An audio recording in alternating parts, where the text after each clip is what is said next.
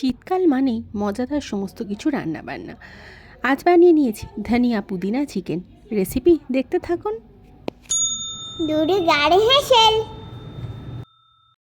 সরাসরি চলে এলাম দুর্গার হেসেলে। প্রথমেই একটা মিক্সিং বোলের মধ্যে এক মুঠো মতো নিয়ে নিয়েছি ধনে পাতা, আর তার সাথে নিয়ে নিয়েছি কিছু পুদিনা পাতা।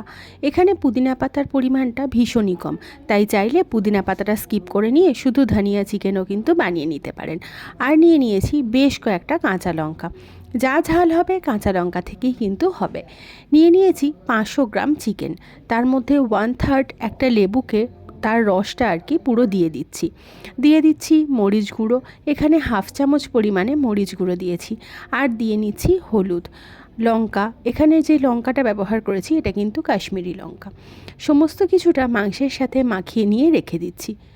সব কিছু মাখিয়ে কিন্তু রেস্টে রাখার কোনো প্রয়োজন নেই।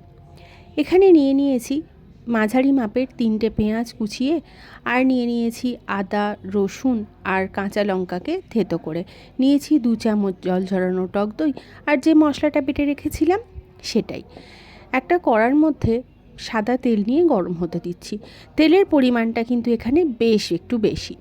নিয়ে নিয়েছি জিরে, সেটাকে ফোড়ন হিসাবে দিয়েছি, আর ফোড়নটা যখন বেশ ভালো মতো হয়ে গেছে তখন তার মধ্যে দিয়ে নিচ্ছি পেঁয়াজগুলো খুব লালচে করে ভাজার দরকার নেই, তবে পেঁয়াজ থেকে একটা যে জল ভাব থাকে সেই জলটা ভাবটা শুকিয়ে যাবে এরকম মতো ভেজে নেব। পেঁয়াজটা যখন ভাজা হয়ে গেছে সেই সময় এখানে যে মাংসটা রাখা ছিল হলুদ লঙ্কা সব কিছু মাখিয়ে, সেই মাংসটাও পেঁয়াজের মধ্যে দিয়ে দেব। পেঁয়াজের সাথে সাথে মাংসটাও কিন্তু বেশ ভাজা ভাজা হতে থাকবে। এইভাবেই কিন্তু মাংসটা রান্না হবে।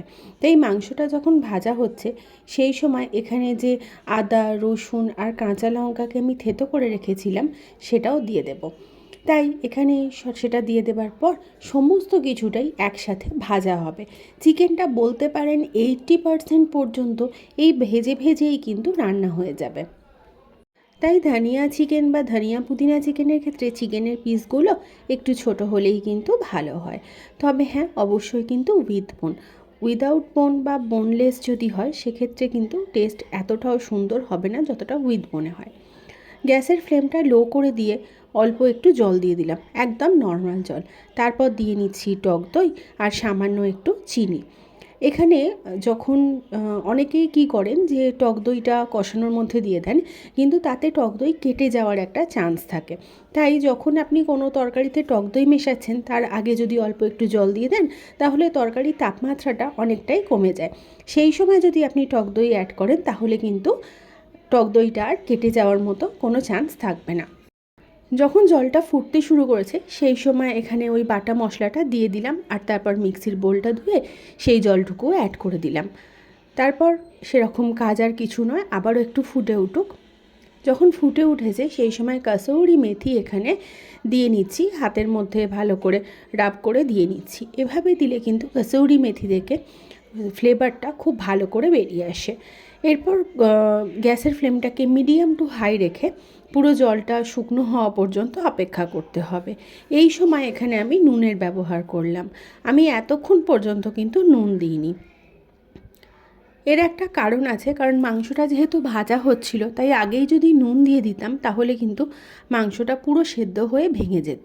তাই একদম রান্নার শেষে যখন জল দিয়ে ফুটতে দিয়েছি সেই সময় নুন দিয়ে দিলে চিকেনের মধ্যে নুনটাও ঢুকে যাবে, অথচ মাংসটা ভেঙেও যাবে না। জলের পরিমাণটা এখন অনেকটাই কমে এসেছে, তাই এখন দিয়ে দিলাম 1 চামচ মতো বাটার, আর খুব সামান্য একটু গরম মশলার গুঁড়োটা কিন্তু খুবই সামান্য। এবার সব কিছুটা খুব ভালো করে মিশিয়ে দিচ্ছি। গ্যাসের ফ্লেমটা কিন্তু আগেই অফ করেছি। ব্যাস, আর কি, ধনিয়া পুদিনা চিকেন একদম রেডি। গরম গরম তন্দুরি রুটি বা নান রুটি বা রুটির সাথে পরিবেশন করুন। গ্যাসের ফ্লেমে কিভাবে নান রুটি বানাবেন তার রেসিপি কিন্তু আমার চ্যানেলে পেয়ে যাবেন। সাবস্ক্রাইব করে পাশে থাকবেন। দেখা হবে নতুন ভিডিও নিয়ে।